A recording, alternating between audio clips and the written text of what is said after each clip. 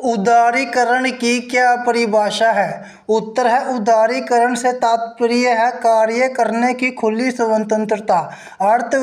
अर्थव्यवस्था के उदारीकरण हेतु उठाए गए कदम। नंबर 1, उद्योगों को लाइसेंसिंग और पंजीकरण से छूट।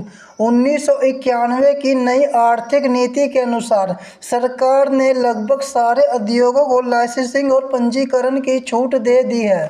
नंबर 2, औद्योगिक विस्तार की स्वतंत्रता। अब कोई भी उद्यम अपने उद्योग का प्रसार बाजार की परिस्थितियों के अनुसार कर सकता है। इस संदर्भ में सरकार की अनुमति की आवश्यकता नहीं है।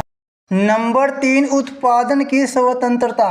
अब उत्पादकों को किसी भी समय कितनी भी मात्रा में वस्तुओं के उत्पादन की छूट दे दी गई है।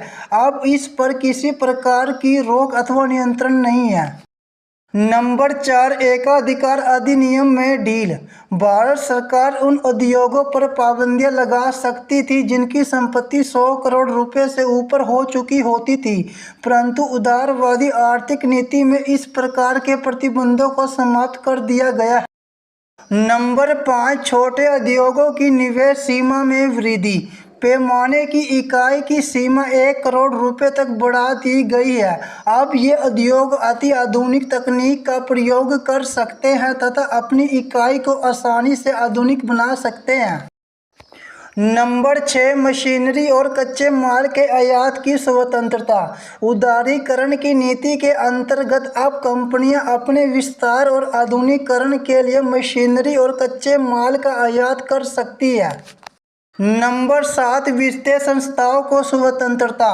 वित्तीय संस्थाएं जैसे बैंक आदि अब जमा राशि अथवा ऋणों पर ब्याज दर निर्धारित करने के लिए स्वतंत्र है। नंबर 8, तकनीक के आयात की स्वतंत्रता। अत्यधिक तकनीक वाली औद्योगिक इकाइयां विदेशों से आधुनिक तकनीक आयात करने के लिए स्वतंत्र है। इससे उन्हें अंतर्राष्ट्रीय स्तर की वस्तुएं उत्पादित करने में सहायता प्राप्त होगी। नंबर 9, कर की दरों में कमी। उदारीकरण ने कर की दरें कम करने और आयातित सामग्री पर कर की दरें कम करने में सहायता प्रदान की है। नंबर 10, विदेशी विनिमय सुधार। विदेशी विनिमय बाजार में सुधार किया गया। सन 1991 में भुगतान संतुलन की समस्या का समाधान करने के लिए रुपया का अवमूल्यन किया गया। इससे देश में विदेशी मुद्रा में वृद्धि हुई है। नंबर 11, परिणात्मक प्रतिबंधों की समाप्ति। आयातों तथा निर्यातों पर परिणात्मक प्रतिबंधों को समाप्त कर दिया गया है।